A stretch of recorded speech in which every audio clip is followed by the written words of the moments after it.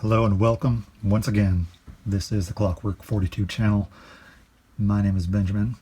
Today I'm going to conduct a retro review of one of my holy grail figures of my collection, Cloud Strife with the Hardy Daytona motorcycle. I rediscovered my love for this guy when I was posing him up against these skeletons from Storm Collectibles. And I was having a lot of fun, and I realized that after 13 years, this guy still holds up. Let me say that again. This is a 13-year-old figure, and he still poses strong. The aesthetic has held up. I mean, Cloud Strife, classic character, modern classic, I should say. And it's just a really nice piece up on the shelf. I'm going to get rid of Snake Odious here. Going to do a review on him soonish. Right now we're looking at Cloud.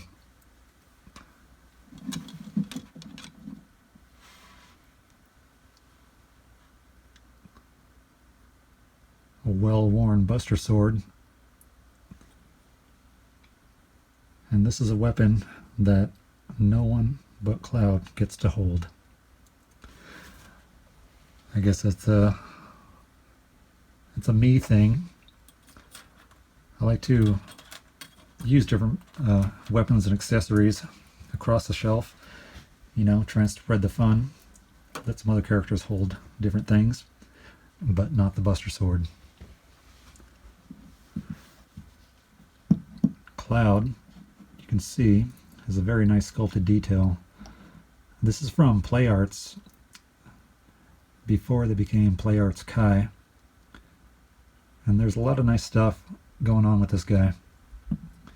I'm not going to go over all the articulation, but I want to point out some things that are really cool. Sculpted detail on the pants that go down. It's a single jointed knee, but that's pretty cool. I've always loved that. And the sculpt carries through, like it doesn't look wonky. And the joints are still firm enough on this guy. Like he has really held up for as long as I've had him. And this, let's see, bring this in.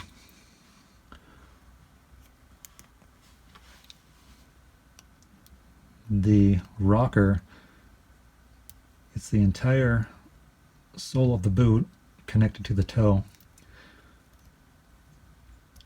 The modern Play Arts figures don't have this, and I don't know why anyone else has not copied that design, because it's aesthetically pleasing. It's completely functional. Come on, people, they took a step backwards.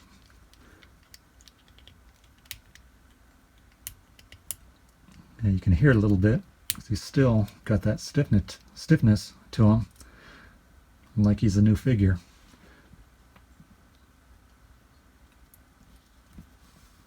I like this because it can be removed.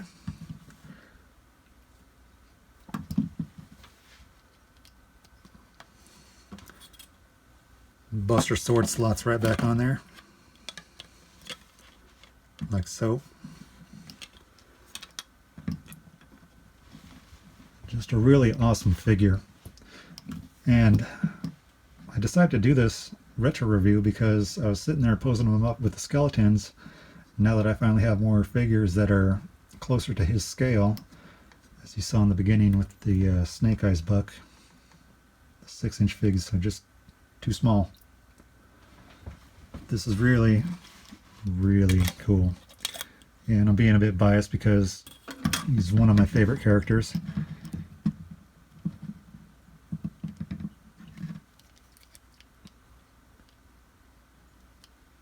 Little twist on the armband as well as the wrist.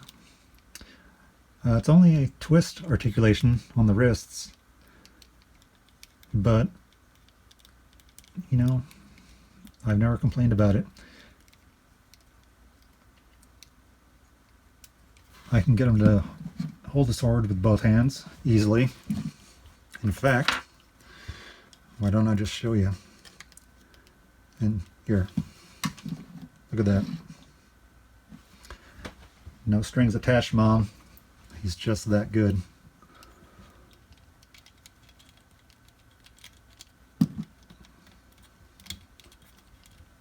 Holding it two hands easily. You can get a lot of good dynamic poses. Oops, see, let's go with the sword.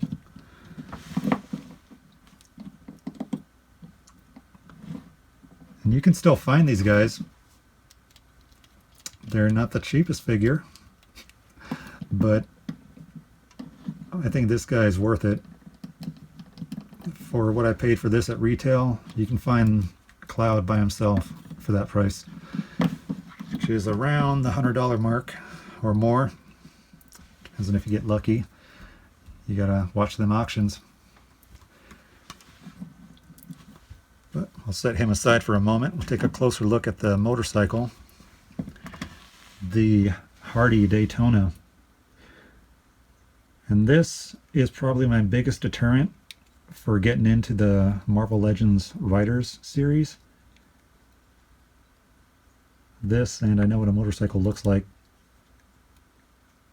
And man, those bikes just don't look attractive to me. But this is freaking sweet. It's clear plastic on the lens. It's not a sticker. The wheels still pretty well balanced after all this time. You might see a little bit of dust on it because it's been sitting, but that's a rubber tire, front and rear.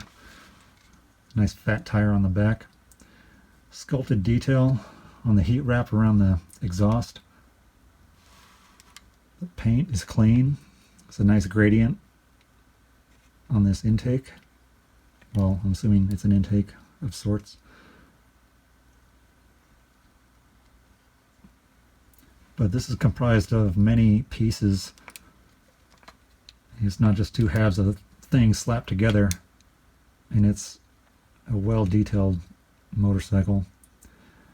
I've always thought the handles on this was a really cool design.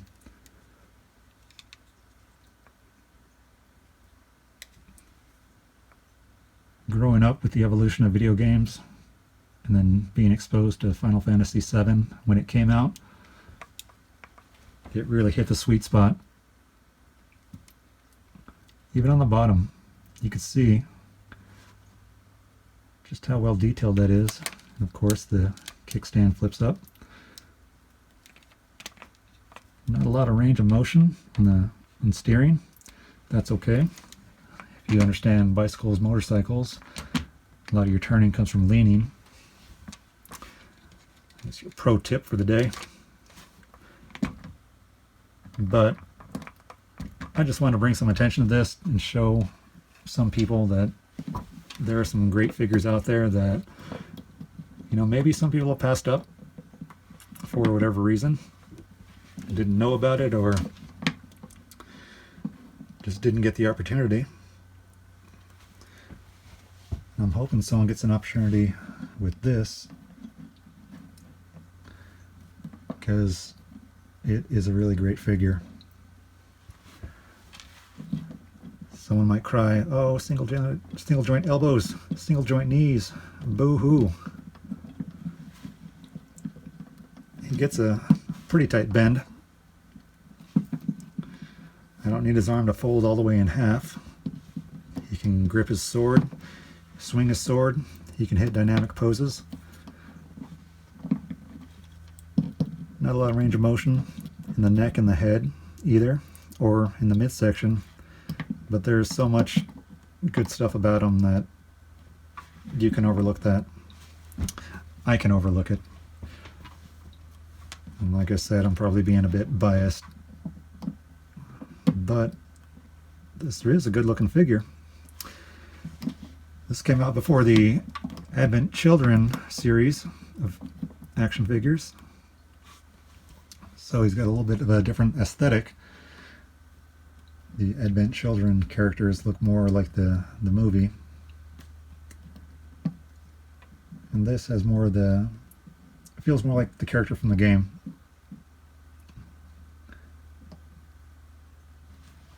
I'm not sure how to describe it. Of course, it's the character from the game. The detail.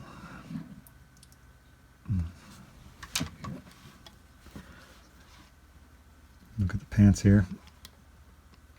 You see the little stitching detail running down the side of his leg. His boots. The zippers just hanging off there.